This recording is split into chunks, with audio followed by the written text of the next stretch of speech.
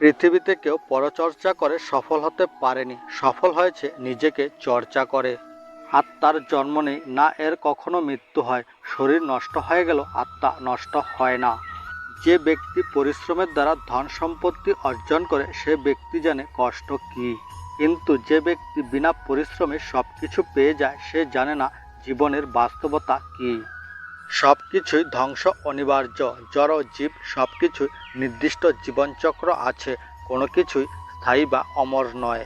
যেটা ঘটতে চলেছে সেটা ঘটবেই, যা ঘটবে না তা কখনোই ঘটবে না। এরকম নিশ্চয়তাপূর্ণ মনোভাব যার মধ্যে আছে তাকে দুশ্চিন্তা কখনোই কষ্ট দিতে পারে না। পরিশ্রমে ধন আনে, পুণ্যে আনে সুখ, আলস্যে দরিদ্র আনে, পাপে আনে দুঃখ। সুখ মানুষের জীবনে অহংকারের পরীক্ষা নেয়, আর দুঃখ মানুষের জীবনে ধৈর্যের পরীক্ষা নেয়। সন্দেহ মানুষের মন থেকে সুখ কেড়ে নেয়। যে ব্যক্তি সন্দেহপ্রবল হয় সে ইহলোক কিংবা পরলোক কোথাও গিয়ে শান্তি পায় না। সন্দেহ শুধু অশান্তি ডেকে আনে জীবনে। মনকে লাগাম ছাড়া করে ফেলবেন না। মনের কথা শোনা উচিত, কিন্তু তার মানে এটা নয় যে যা মন বলবে তাই করবেন।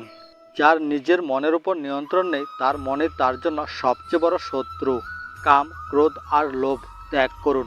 কাম, ক্রোধ আর লোভ এই তিনটি জিনিস পাকের মতো, যা সাফল্যের পথে বাধা হয়ে দাঁড়ায়। এতে একবার আটকে গেলে বেরোনো অসম্ভব। যার কাছে সুখ, দুঃখ, মান, অপমান সবই সমান, সেই একমাত্র সিদ্ধ পুরুষ। উদাত্ত মানুষের কাছে নীতির কথা আর রাগী মানুষের কাছে উচিত অনুচিতের কথা দুটোই অর্থহীন।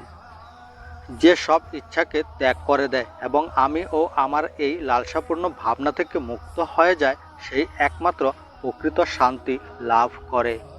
যবে যবে এই সংসারে ধর্মের অনিষ্ট হয়, এই সংসারে অধর্ম বৃদ্ধি পায়, তখন তখন ধর্মের রক্ষার জন্য এই পৃথিবীতে আমি আবার ঘুরে আসি। যে ব্যক্তি ঈশ্বর চিন্তা করে জীবন কাটান সে মৃত্যুর পর সরাসরি ঈশ্বরের কাছে পৌঁছে যান। জীবনে ঝামেলা যতই থাকুক চিন্তা করলে বেড়ে যাবে, চুপ থাকলে কমে যাবে, ধৈর্য রাখলে শেষ হয়ে যাবে, আর ভগবানের উপর বিশ্বাস রাখলে তা খুশিতে পরিবর্তিত হয়ে যাবে।